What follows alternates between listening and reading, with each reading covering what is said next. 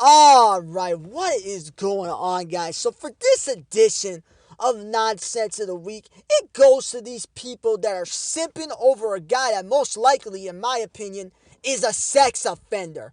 Deshaun Watson, the quarterback now for the Cleveland Browns, used to be a quarterback for the Houston Texans before he requested a trade, and these simps of a guy that's most likely a sex offender say, oh, well, these accusations of him sexually assaulting women, they came after he requested a trade, so it's a setup. That's basically, they never say that straight up, oh, it was a setup. Or some do, but they never, for the most part, say it was a setup. But they basically imply that it was a setup by his former organization, the Houston Texans. Alright, so how does that make any sense? Deshaun Watson, first off, has all of the leverage because that's how it goes in sports. If you're the guy that's the good football player, the good basketball player, you have the leverage. If you say, man, screw this, I'm not playing for this team anymore. You're like, screw that, man. Instead of going to practice, I'm just going to be in my Bugatti driving around town. They can fine you, but that's not going to do anything when you're fining a multi-millionaire. Oh, yeah, that's cute, bro. What? A $50,000 fine for not attending practice? Oh, wow, man. Who cares? So the player that requests a trade has all the leverage. So what sense does it make for the Texans to set that up? For them to frame Deshaun Watson as a sex offender? He has the leverage, meaning that even if they don't want to trade him, they're pretty much forced to trade him because he doesn't want to be in Houston anymore. So that would decrease the trade value of Deshaun Watson. If you have these allegations, well, at the end of the day, I guess it didn't really matter because they were still able to trade him, get a whole bunch of good draft picks for him. And then Deshaun Watson on top of that, when he's got 22 women accusing him of sexual assault, misconduct, whatever you want to phrase it as. After 22 allegations, he got a contract extension worth $230 million. And granted, in the NFL, not all the money's guaranteed because in the NFL, careers only last about 3.5 years on average. So the NFL careers, it's not a given to be there for 10 years because it's so physical of a sport. But Deshaun Watson was still able to get that because, oh, he could throw a football good. 22 allegations. I will give him the benefit of the doubt if it was like one or two women. But 22? A $50,000 fine for not attending practice? Oh, wow, man. Who cares? So the player that requests a trade has all the leverage. So what sense does it make for the Texans to set that up? For them to frame Deshaun Watson as a sex offender? He has the leverage, meaning that even if they don't want to trade him, they're pretty much forced to trade him because he doesn't want to be in Houston anymore. So that would decrease the trade value of Deshaun Watson. If you have these allegations, well, at the end of the day, I guess it didn't really matter because they were still able to trade him, get a whole bunch of good draft picks for him. And then Deshaun Watson on top of that, when he's got 22 women accusing him of sexual assault, misconduct, whatever you want to phrase it as. After 22 allegations, he got a contract extension worth $230 million. And granted, in the NFL, not all the money's guaranteed because in the NFL, careers only last about 3.5 years on average. So The NFL careers, it's not a given to be there for 10 years because it's so physical of a sport.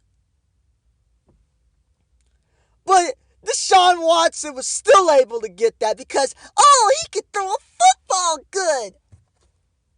22 allegations. I will give him the benefit of the doubt if it was like one or two women. But 22? And this is something that a lot of these people that are being simps to a guy that's most likely a sex offender, do you realize that the rate for sexual assault, the allegation, false allegations, the number exact percentage is disputed, but the consensus is it's low. I've seen stats where it's under 10, and then the highest I've seen was 10. So whatever it is, let's just say it's 10. You're telling me that Deshaun Watson, when he has 22 allegations against him, you're telling me that all of those 22 women fall under the 10% of false allegations? And then I was going into Twitter. I don't understand why I do this. I might have to admit that I do it. I'm just keeping it real, unlike all these other people that are in the comment sections. Because let's be real about it.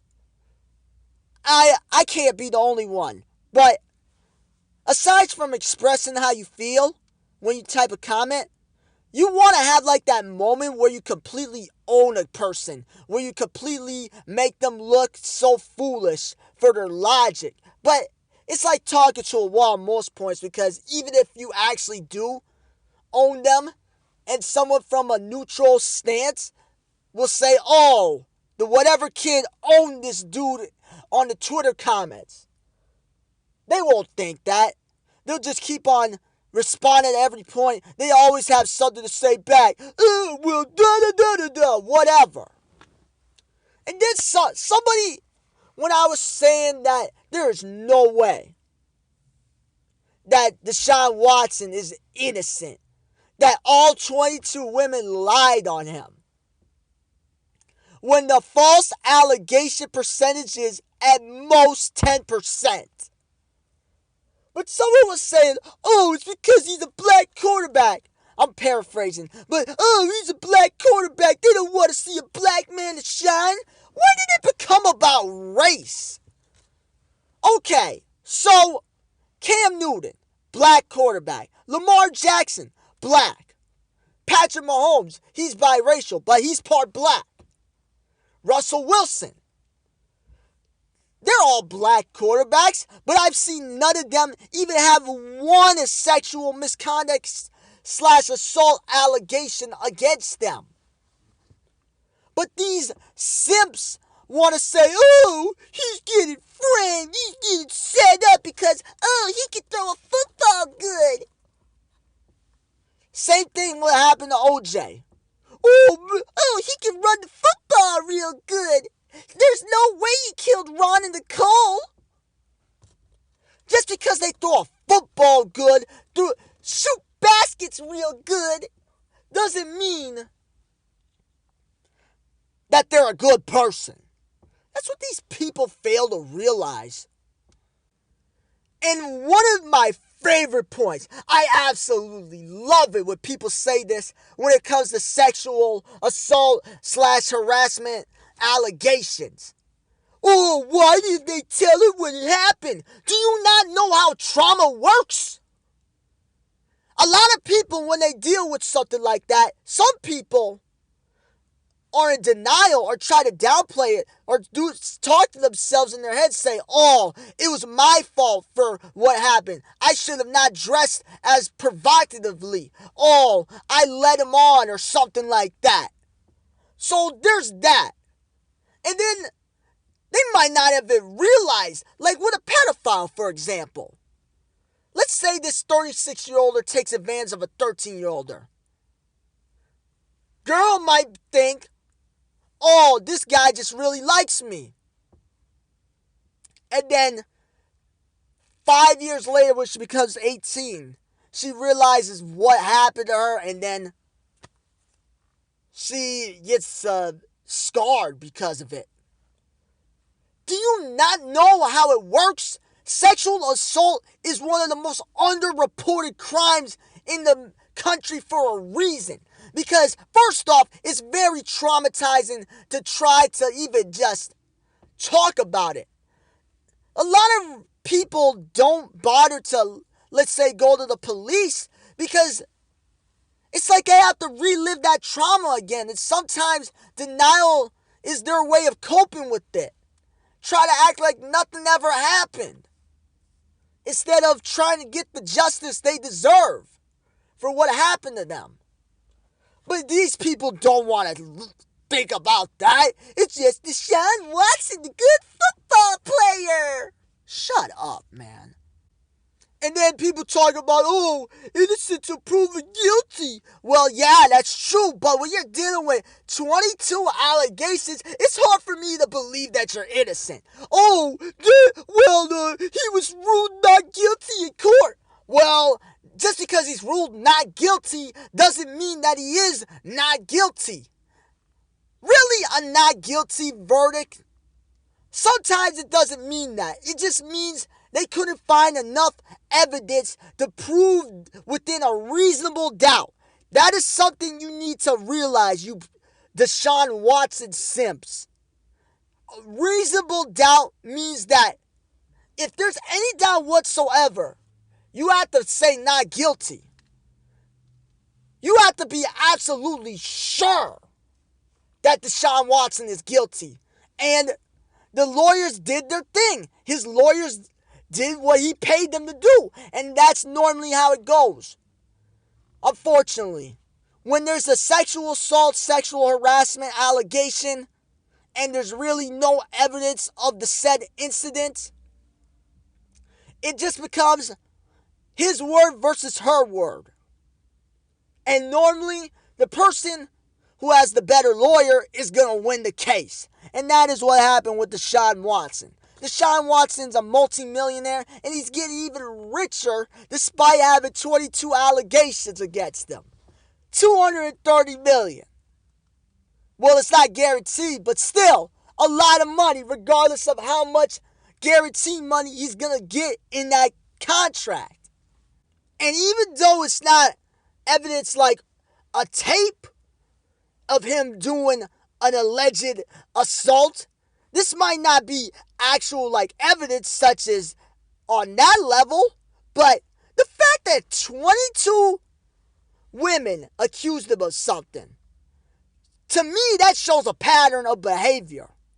But when you're a multi-millionaire, there's always going to be something in your career that goes on, because that's why you're a multi-millionaire, for a reason. It's not just, oh, I do football and that's it. A lot of these guys do other things on the side, whether it's real estate, investing in stocks, endorsements, all that.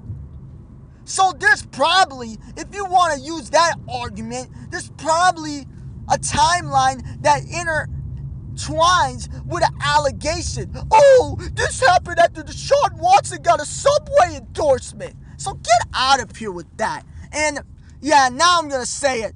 Deshaun Watson is a scumbag.